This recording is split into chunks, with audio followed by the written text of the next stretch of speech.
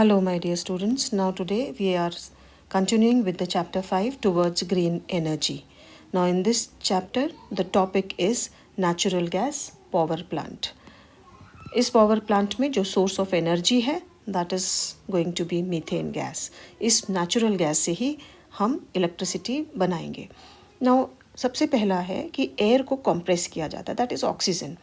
Oxygen को compress किया जाता है और इस कंप्रेस एयर को कंबशन चेंबर में नेचुरल गैस के साथ में छोड़ दिया जाता है. जब ये कंबशन चेंबर में natural gas and compressed air दोनों हीट होती हैं, उस टाइम पे एक high pressure and temperature generate होता है. ये जो high pressure and temperature generate होता है in this chamber which in turn runs the turbine.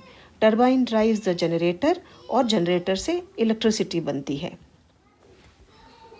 Now in this picture you can see कि यहाँ पे एयर है. दिस एयर इज़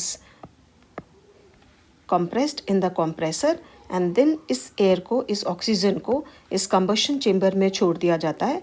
एंड इस कंबशन चेंबर में इसके साथ में मीथेन गैस भी प्रेजेंट है, that is the fuel is also present. So this combustion chamber contain the air as well as the fuel.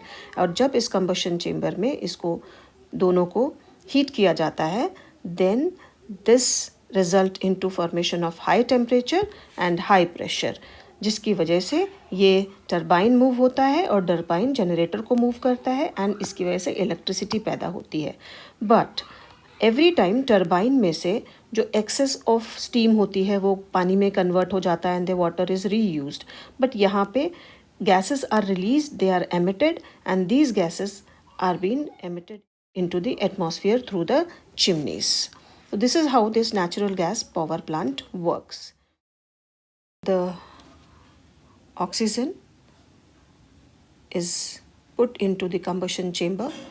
It is allowed to flow in the combustion chamber, and in the combustion chamber the air is pressurized along with the fuel, that is methane, and then there is a generation of large amount of high pressure and high temperature जो gas turbine को move करता है, gas turbine generator को move करता है and electrical energy पैदा होती है.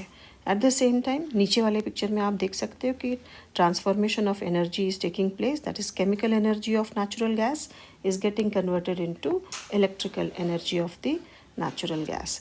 केमिकल एनर्जी काइनेटिक एनर्जी को प्रोड्यूस करती है, काइनेटिक एनर्जी जनरेट करती है कंबशन के दौरान जब हीट किया जाता है नेचुरल गैस को, और उसके बाद ये काइनेटिक एनर्जी टरबाइन को मूव करती है. Why natural gas plant is better than coal based plant?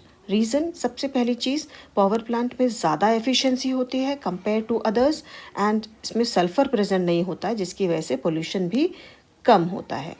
Electric energy generation and environment, सबसे पहली चीज़ इसके जो ड्रॉबैक्स हैं वो हैं कि ये पोल्यूशन कॉज करता है, it results into pollution. Health hazards cause करता है, बहुत सारे diseases like may be asthmatic problem start हो सकते हैं, लंग्स प्रॉब्लम स्टार्ट हो सकते हैं because of these harmful gases which are emitted in the nature. तो ये हार्मफुल गैसेस की वजह से बहुत सारे लंग्स एंड रेस्पिरेटरी डिसऑर्डर्स हो सकते हैं. Global warming is also one of the reason can be generated due to all these power plants. Now, global warming, that is increase in the temperature due to continuous release of carbon dioxide in the atmosphere. Due to this, the temperature of the earth is increasing and that is a major setback which we have to face in today's life.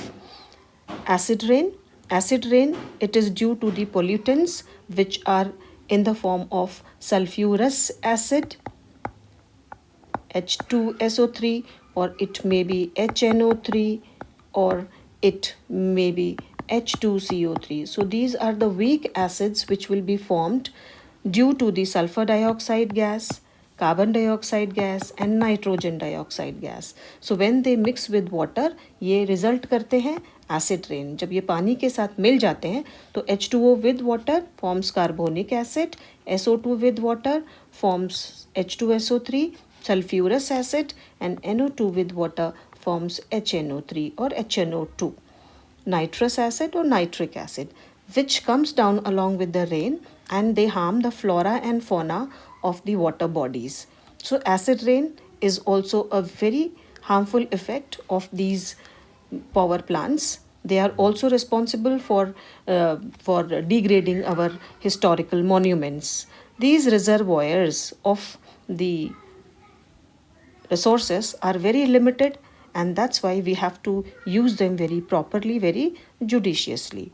सबसे एक और समस्या सबसे बड़ी आती है कि nuclear waste को डिस्पोज कैसे किया जाए, because it emits harmful radiations जो हमारे लिए बहुत डेंजरस हैं.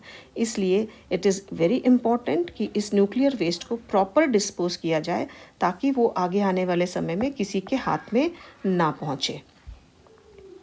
Alternate source of electric production बहुत ज़रूरी है फाइंड आउट करना to reduce the pollution, that is water resources, wind energy, solar energy and biofuel.